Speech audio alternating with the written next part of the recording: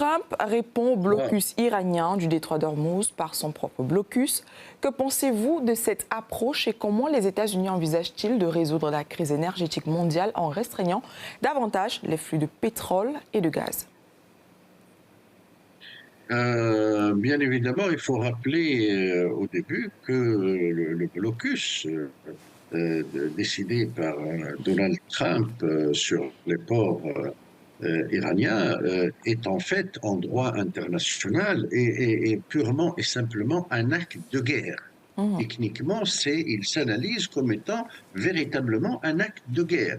Et là, nous pouvons déjà conclure par là même que le cessez-le-feu signé, conclu entre les deux parties est déjà violé par les États-Unis, puisque le cessez-le-feu suppose l'abstention des deux parties de perpétrer n'importe quel type d'acte de guerre.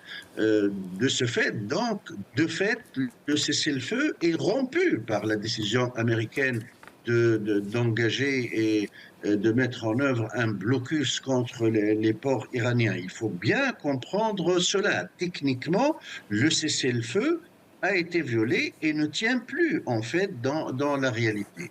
Mhm. Il faut cependant relever d'autres points qui ne sont pas de nature juridique, mais de nature politique, géostratégique et géopolitique. Il faut bien s'attendre à une envolée graduelle des prix du pétrole, du fait des conséquences de cet acte de guerre américain, puisque les Iraniens ont mis en place une sorte de blocus filtrant, c'est-à-dire qu'il laisse beaucoup de navires qui appartiennent à des États qui n'ont pas de problème avec lui passer le détroit d'Ormuz, et notamment les navires à destination de la Chine qui transportent du pétrole vers la Chine.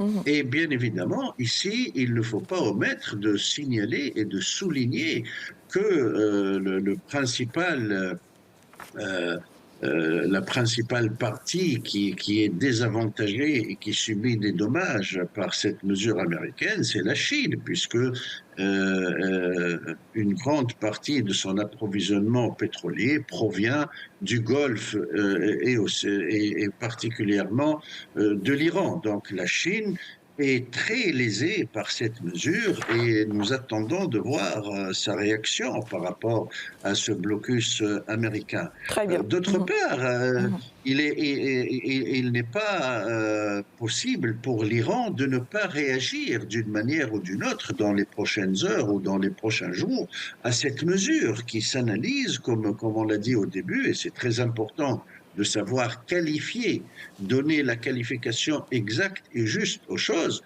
Bien évidemment, face à cet acte de guerre, face à cette violation caractérisée du cessez-le-feu. L'Iran conserve beaucoup de Mhm. cartes à jouer. Elle n'a pas montré toutes ses potentialités et peut à tout moment bloquer aussi le détroit de Bab el-Mandeb, qui est un détroit très très important pour le commerce international en général, Très bien. Mais à travers Adnan ses Limam, alliés Adnan outils. Limam, Oui. pardon, rappelons tout de même qu'environ un tiers du pétrole transporté par voie maritime transite habituellement par le détroit d'Ormuz.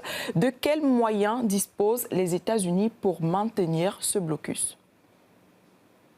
Il dispose bien évidemment de moyens militaires, mais il faut savoir que les navires américains et le porte-avions américain qui était en place ne s'approchent pas beaucoup du territoire iranien, parce que l'Iran a les moyens d'atteindre la flotte américaine. Donc elle se tient à distance, mais peut éventuellement bloquer le passage de navires en route vers le sud-est asiatique ou vers l'Inde. Elle peut certainement faire cela sur le plan militaire, Mhm. mais il faut attendre de voir comment va être la réaction iranienne, parce que il n'est pas envisageable pour l'Iran de laisser libre cours à la folie du président américain qui, du jour au lendemain, peut décider de tout et de rien, peut décider, comme il l'a dit, de rayer une civilisation de la carte ou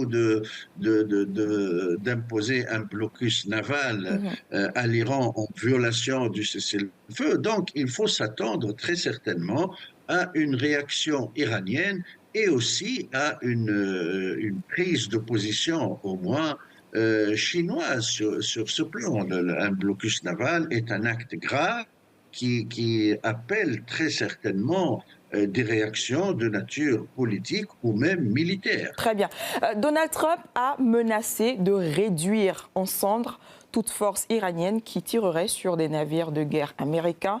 Peut-il réellement aller jusqu'à ce niveau?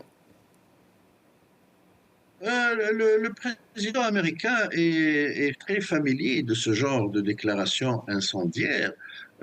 Des fois, il a les moyens, effectivement, de les mettre en œuvre, mais des fois, il n'en a pas les moyens. De toutes les façons, il est très facile de cibler et de réduire en poussière un navire civil qui sort des ports iraniens. Ce n'est pas vraiment un exploit militaire.